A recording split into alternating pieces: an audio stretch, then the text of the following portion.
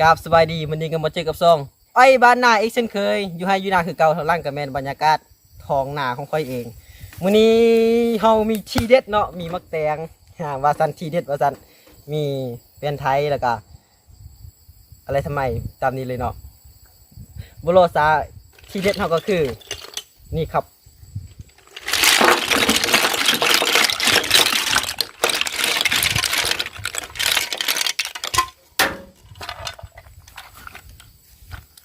ห้อยนาจ้าหอยปักกวางว้าโถหมวกตัวได้เดี๋ยวจิ้มให้เบิ่ง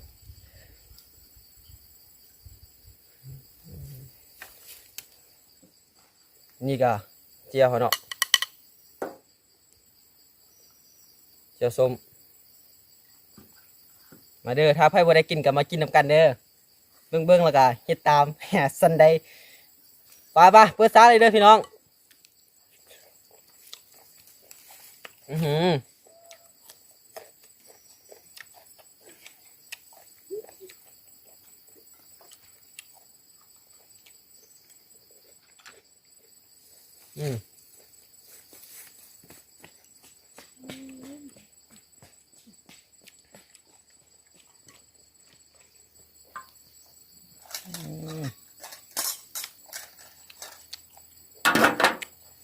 น้ำเจียวคักอีหลี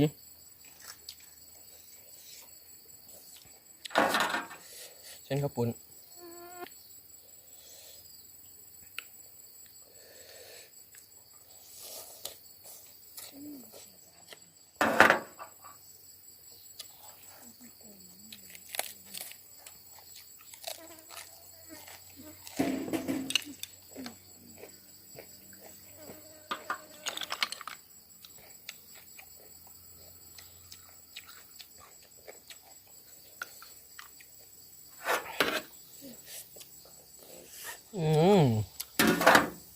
สุดจัดครับพี่น้องอยู่ไฮอยู่นา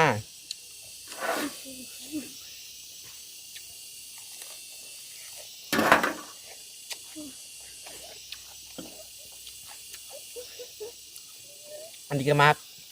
เนี่ยก็มักกระดอมเห็นป่ะมักกระดอมหน่อยมักกระดอมปลาคมอ่อนต่อมากอ่ะน้องหกเนาะสิ่งที่ข้าผู้ใด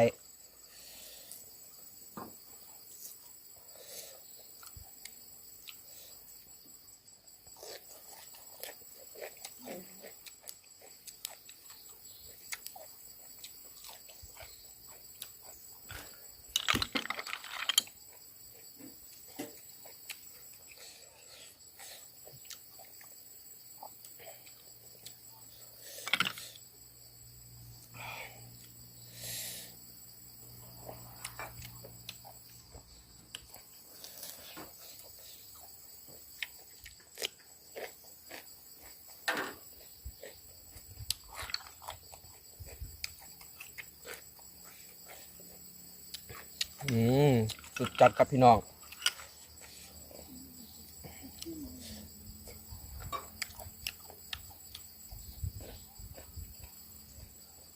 ลืม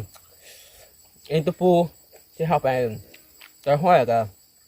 ได้เนาะต้มลงกันนึ่งแซมกันเลย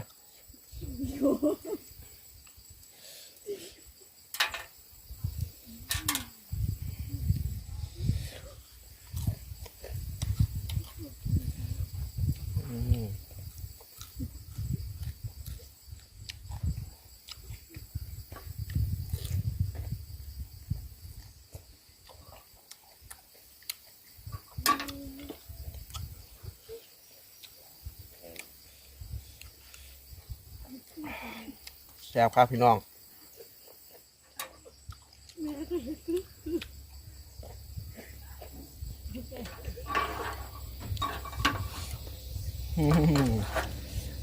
นี่ครับเส้นมีลวก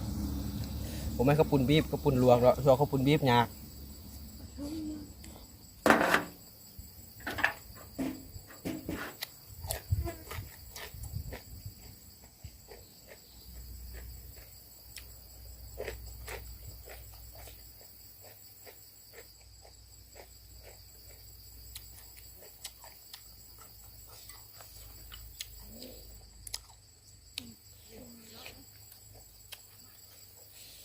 ลา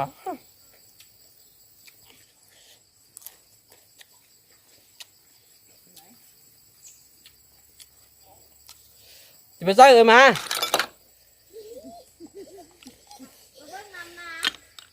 แม่กินชิมห้อยน้ำกันนี่นะห้อยจุเจียวส้มเสียบๆได้มาเด้อ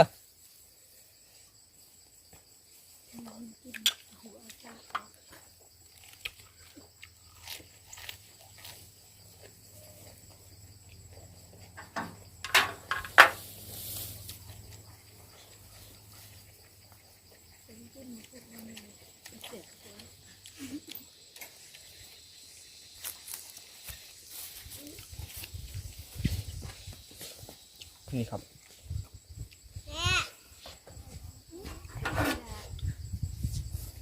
อืม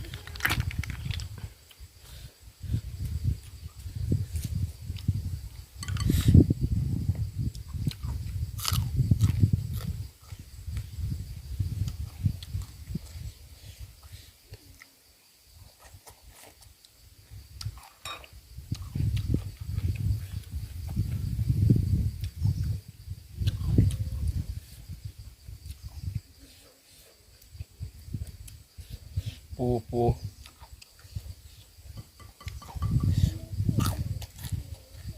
อืม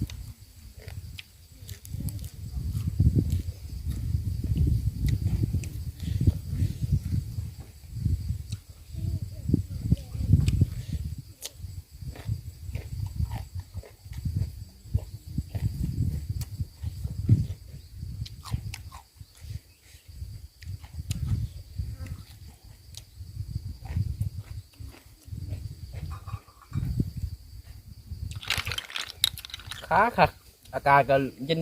ดีลมว่อยๆเนาะ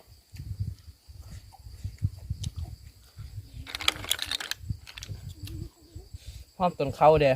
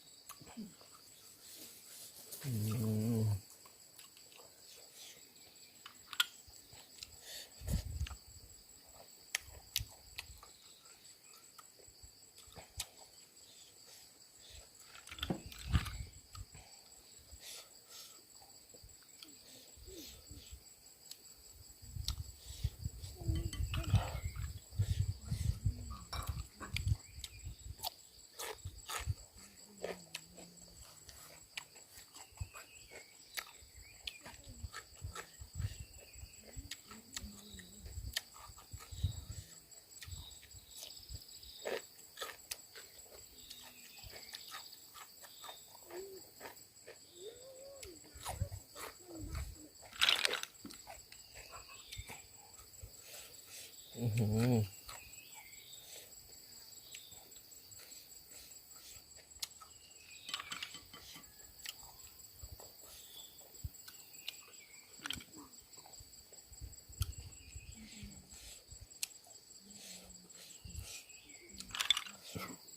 อืม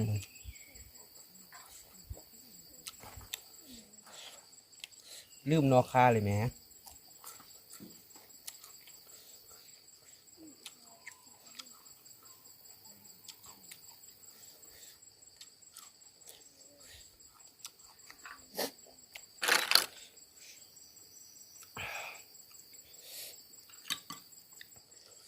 อืม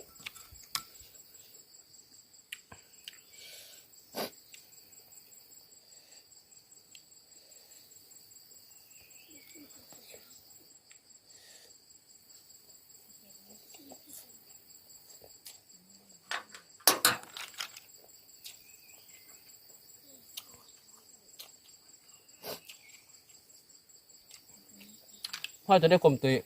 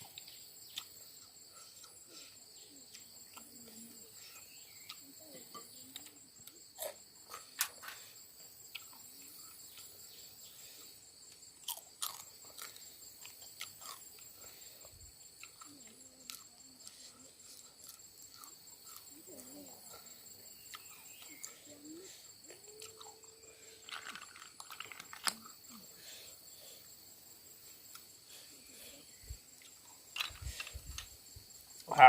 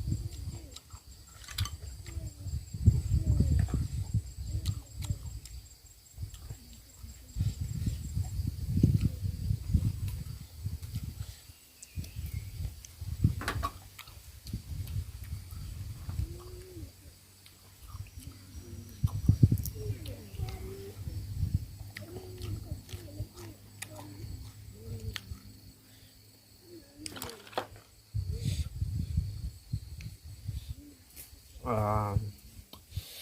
จัดครับ